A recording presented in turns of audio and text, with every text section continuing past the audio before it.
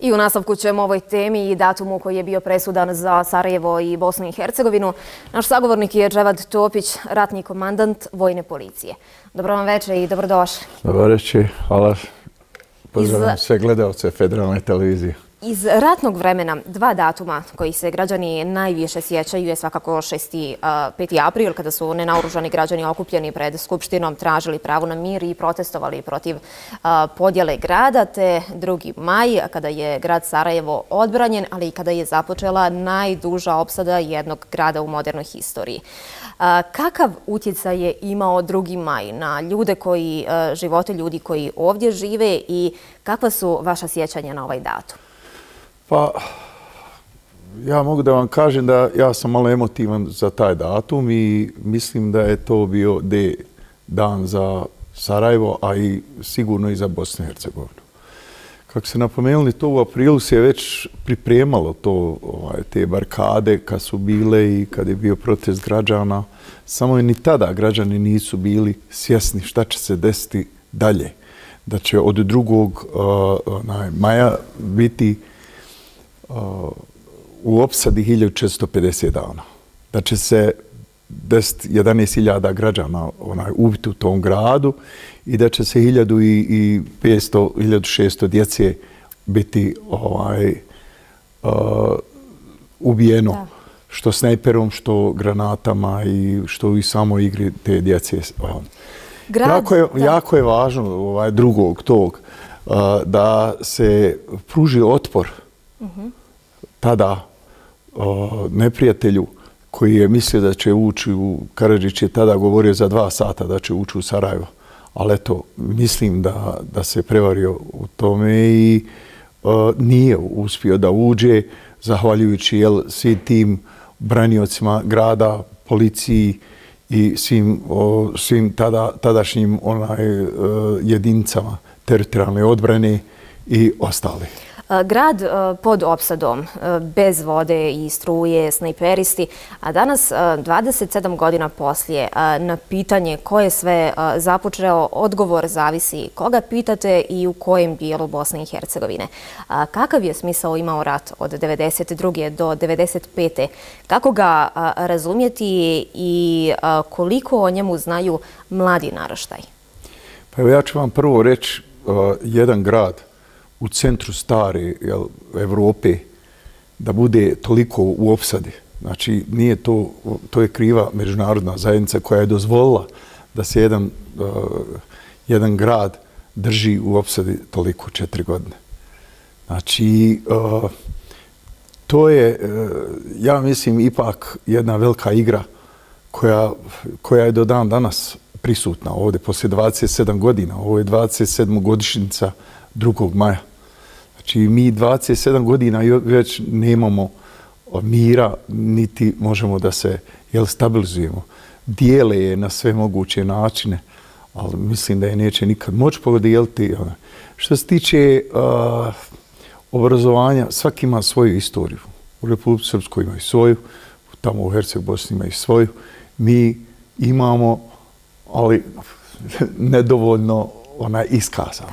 Ovo što mi, jedino je to što mi se po datuma sjećamo i govorimo o samim tim događajima istorijskim koji nisu u udžbenicima. Vi ste malo prije spomenuli da većina građana u aprilu nije mislila da će do rata doći, da će se dogoditi neko čudo. Dakle, na jednoj strani je organizovana vojna sila, nadmoćan neprijatelj, na drugoj nenaoružan narod. Kako gledate na ulogu međunarodne zajednice do Daytona 1995. koji je zaustavio rat da bi ljudi dobili konačno mir i nadu na ovim prostorima? Pa sad vam kažem, do Dejtonskog sporazuma mi smo se već naoružali, znači već smo imali toliko oružja od njih. Mi smo osvajali te dijelove Bosne i Hercegovine i otimali faktički od neprijatelja oružje, jer mi smo imali jedan embargo na oružje. I tad kad smo već trebali da pobijedimo njih, kad je general Latif Dudaković došao do Banja Luke, onda su zaustavili. I onda se Dejtonski sporazum potpisivao. Zašto? Pa evo, istoričar će jednog dana to da kažu. Mislim da su trebali za ovih 27 godina već da kažu rezultat ovog svega. Bosna i Hercegovina je zaustavljena Dejtonskim sporazumom i rezultat je neriješen. Znači, Republika Srpska za ono što se borila je dobra ime Republika Srpska, a Bosna i Hercegovina je oduzeto Republika Bosna i Hercegovina. Da, u svakom slučaju neslavna uloga međunarodne zajednice, tim prije što ste spomenuli da je nezapamćeno da u centru Evrope jedan grad se drži pod opsadom 4 godine. Spomenuli ste i da ste se do Dejtonskog sporazuma već naoružali, s obzirom na to da je postojao embargo. Vodila se bitka za predsjedništvo BiH, ali i druge važne bitke, Vikićevi specijalci, rezervni i aktivni sastav MUP-a, Patriotska liga, Zelene beretke i mnogi drugi. Suprotstavili su se agresoru granatama i snajperima. Možemo li se prisjetiti kako se naoružavao goloruki narod u tom periodu? Pa evo sad ću vam reći, prvo teritorijalna odbrana je bila tada povučena od JNA. Znači uzeli su oružje od teritorijalne odbrane. Međutim, bio je rezervni sastav policije, a oni su svoje naoružavali. Jer ja znam u opštini centar, u mjesnoj zajednici gdje sam ja bio, mi smo obili jednu kancelariju SDS-a i došli do spisaka sve ljudi koji su bili naoružani sa brojevima puški. Onda smo mi patrole napravili i išli od kuće do kuće, hoćete ići s nama ili ćete, broj puške vam je taj, većinom su svi znali taj broj puške, ljudi su nam masovno davali te oružje, tako na taj način smo se mi naoružali.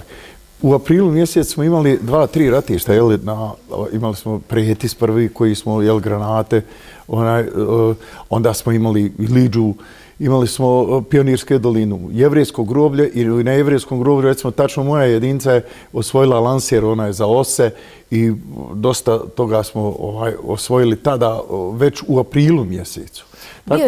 Bio je to dan u kojem se u centru grada vodila bitka za predsjedništvo Bosne i Hercegovine. Istog dana na aerodromu je uhapšen predsjednik Alija Izetbegović. Grad su agresori držali kao taoca na očigled cijelog svijeta. Šta je bilo presudno da se Bosna i Hercegovina očuva i prežive ta vremena? Evo, kada biste nešto morali izdvojiti, šta biste rekli da je bilo prekretnice? Ja ću vam reći, to je jedan bosanski inat. Kad smo mi vidjeli da su nam predsjednika uhapsili, da oni ga kao zadržali, nisu ga uhapsili, nego zadržali. Onda je on rekao da je uhapšen. A onda su počeli da trguju. Onda su, ajde, Kukanjca da mijenjaju za njega. I to je bio dogovor. A onda poslije, kad je Kukanjac cijelo krenuo, onda je poveo sviju i oružje i sve povukao iz komande. Tako da to je, mislim, taj dan da su oni mislili da nas nadmudre. Međutim, te grupe vojske, u stvari vojnika, grupe obranioca, niko nije imao kontrolu, nemojte li ovo ono, nego su svi išli srcem i tako da uopšte bio je dojam da nas ima strahovito puno, ali nije nas bilo puno.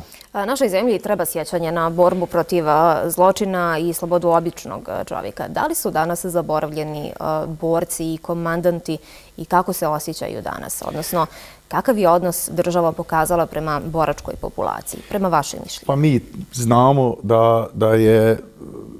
da prvo što nije nikad donijela zakon za boračke organizacije, nego za organizacije su donijeli kao nevladine organizacije su i postavili, a nikad nisu dobili tu boračku nadoknadu i nikad nisu dobili spiskove i nikad nisu napravili jedno rangirano taj spisak boraca koji su se borili za, tako da je došlo do manipulacija, da su mnogi ljudi koji nisu bili u borbi dobivali priznanja i mnogi ljudi koji nisu bili uopšte pripadnici armije Bosne i Hercegovine postali su pripadnici. Tako da smo dobili spisak neki od 150.000 viška ljudi.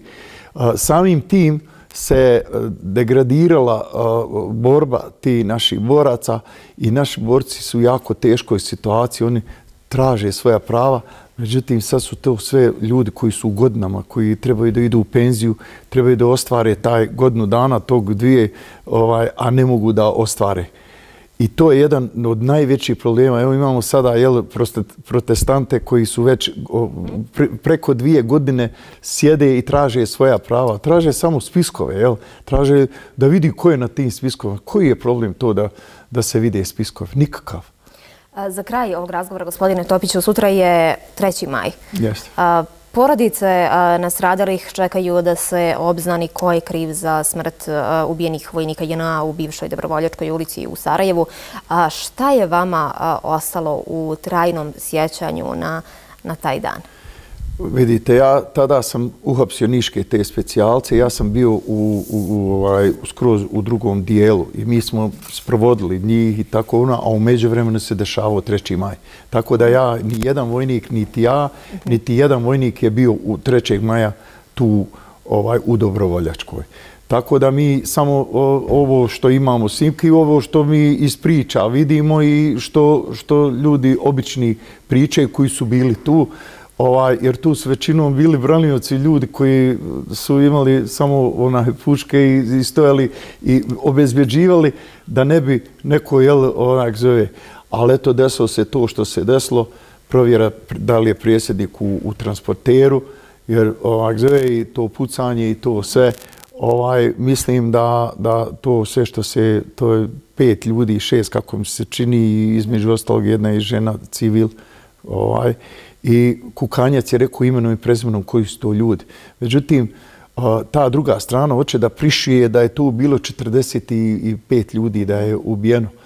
Možda, evo, kažu da je negdje 35 ljudi bilo u svim tim dešavanjima oko grada. Hvala vam na izdvojenom vremenu za ovaj razgovor i gledalcem Federalne televizije. Hvala i vama što ste me pozvali. Hvala.